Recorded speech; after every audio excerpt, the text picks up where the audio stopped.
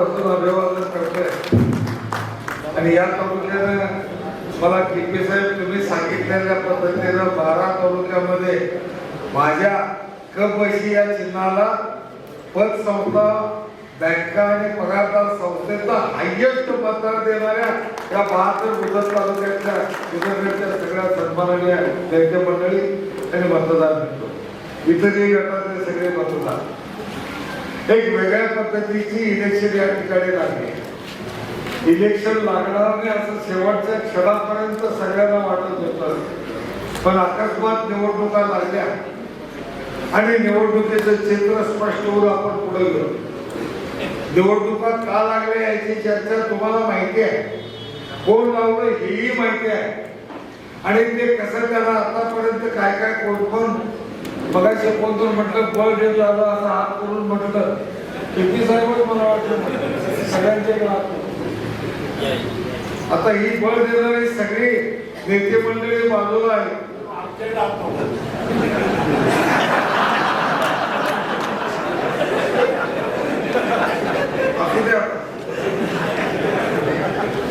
आमचं म्हणणं एवढंच आता तो हात नाही बळ देणारा. आता बघूया काय काय होणार आहे उद्याच्या 5 तारखेला.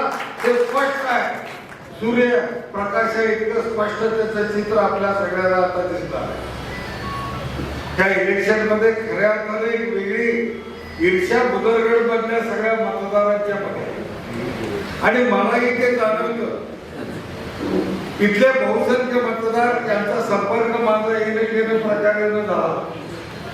यापूर्वी सुद्धा त्या पतसंस्थेच्या चळवळीला गती देण्याची संधी बजवांना आम्ही सगळ्या आमदारांना मला राज्यमंत्री सरकार खात्याचं काम करायची संधी मिळाली होती. त्यावेळी जे करता येईल ते करायचा प्रयत्न केला होता आणि त्यातनं सुजलाम सुफलाम आपल्या सहकाराचा तालुका झाला. त्यात एक वेगळी समृद्धी तयार झाली.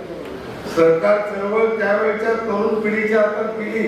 आज ती ज्येष्ठ माझ्या बरोबरची आहे, पण त्यावेळेची तरुण पिढी त्यांनी सरकार हातात घेतला आणि परिवर्तनाच्यासाठी जे करता येईल ते केलं. तेच काम आज आदरणीय मुश्रीफ साहेब करतायत. तेच काम मुश्रीफ साहेबांच्या माध्यमातून, जिल्हा बँकेच्या माध्यमातून आज गावागावामध्ये शेतकऱ्यांच्यासाठी राबवलं जातं. कृषी पतसंस्था असतील, लिफ्ट इरिगेशन संस्था असतील, दूध संस्था असतील, इतर वेगवेगळ्या सहकारी संस्था असतील, किंवा आमचे रणजितसिंह राहिलेले आमचे विविध कार्यकारी सेवा सोसायटी असतील. बुदरगड तालुक्यातला किंवा ग्रामीण भागातल्या तालुक्यातलं एक घर असं नसेल की जे या सरकार चळवळीला जोडलेलं आहे. हे प्रकाराला कुठल्या ना कुठल्या प्रमाणात ते सरकार चळवळीला जोडलं गेलेलं आहे. आणि म्हणून या सरकारच्या माध्यमातून परिवर्तन ग्रामीण भागाचं करायच्या संबंधीचा निर्धार जिल्हा मध्यवर्ती बँकेने केला आणि त्यांनी ते करून दाखवलं. काही वर्षांच्या पूर्वी जिल्हा मध्य बँकेवर प्रशासकाला तोही काळ एका संस्थेला कर्ज दिलेलं होतं.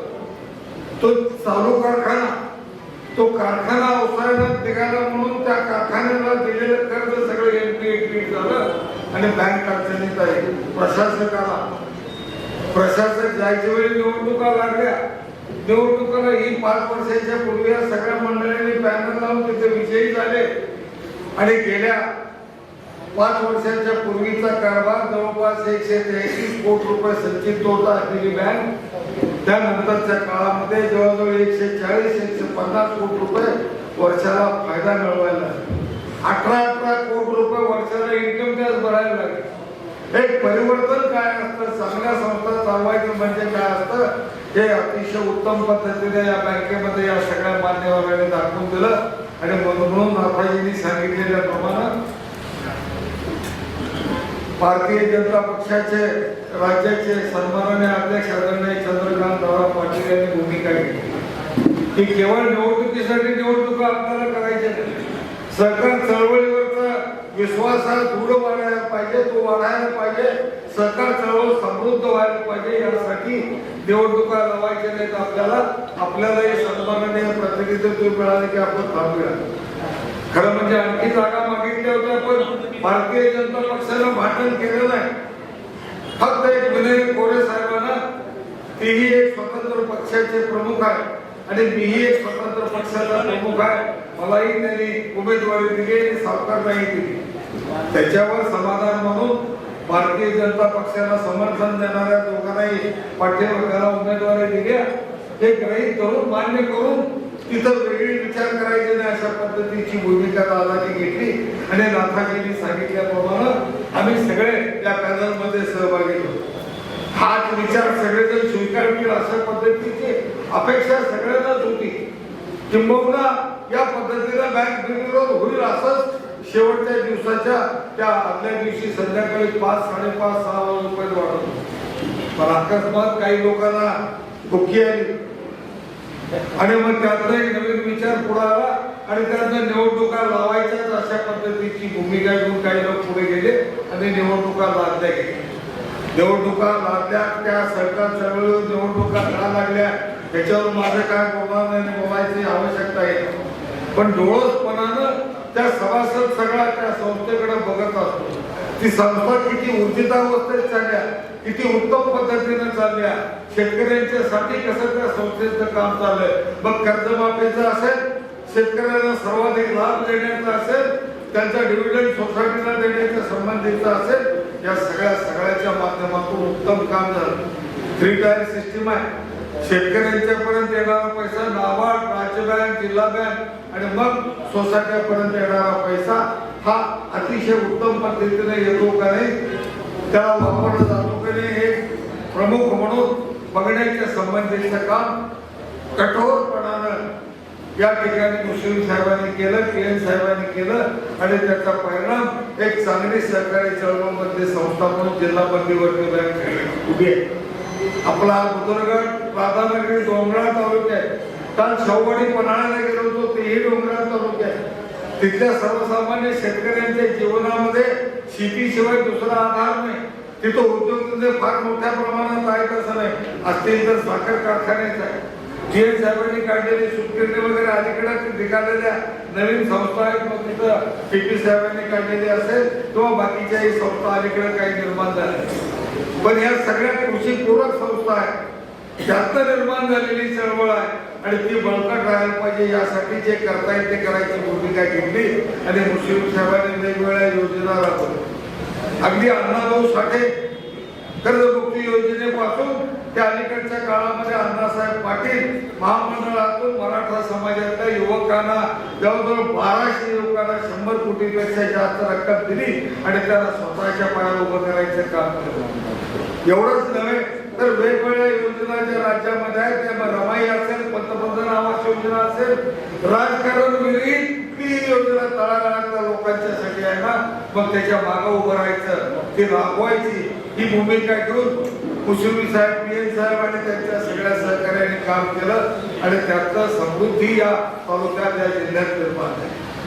राज्यातल्या, देशातल्या इतर ठिकाणी आपण बघतोय, आपल्या राज्यात सुद्धा बातम्या ऐकतोय आपण, शेतकऱ्यांनी आत्महत्या केल्या, शेतकऱ्यांना कर्ज मिळत नाही, सावकाराच्या दारात जाऊन उभं राहायला लागलं. तशी पाळी आपल्या जिल्ह्यात नाही आहे.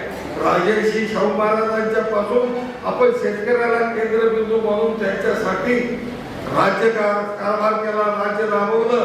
तसंच आज ही सरकार चळवळ राबवण्याच्या संबंधीचं काम होतं आणि म्हणून अडचणीतनं बाहेर घेऊन परत एकदा गगन भरारी मागण्याच्या संबंधीचं काम कोल्हापूर जिल्हा मध्यवर्ती बँकेने केलंय. अतिशय उत्तम काम केलंय.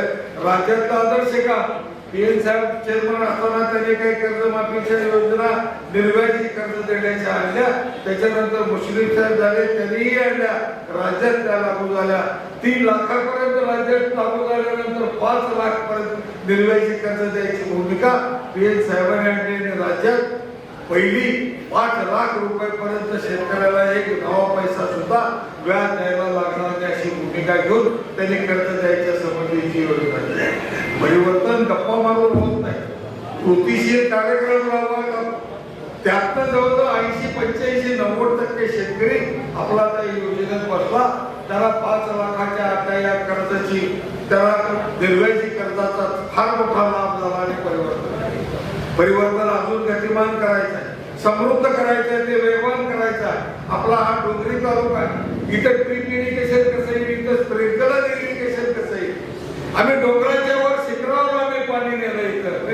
लिफ्ट इरिगेशन आम्ही पाटानं पाणी देतोय ते वर डोंगरावर सोडतो की पायापाशी पाया द्यायला येतं. आता हे पाटानं पाणी न पाहता ते स्प्रिंकलर देता येईल का आणि तेही निर्णय देता येईल का केंद्र आणि राज्याच्या योजना राबवून हा विचार आता पुढे यायला लागला.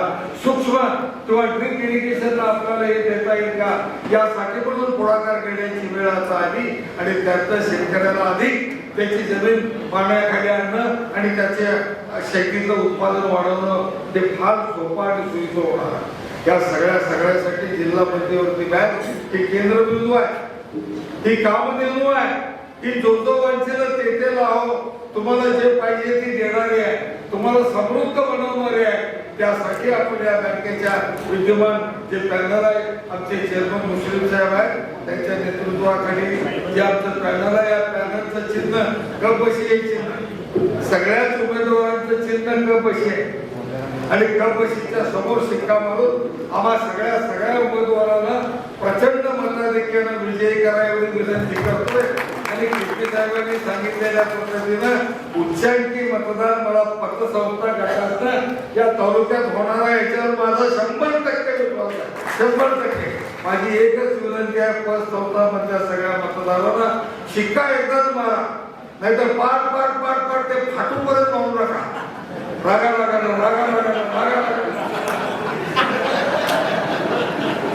एवढीच विनंती करतोय. आम्हा सगळ्या पॅनलला विजयी करायला विनंती करतोय आणि थांबतोय. जय हिंद जय महाराष्ट्र.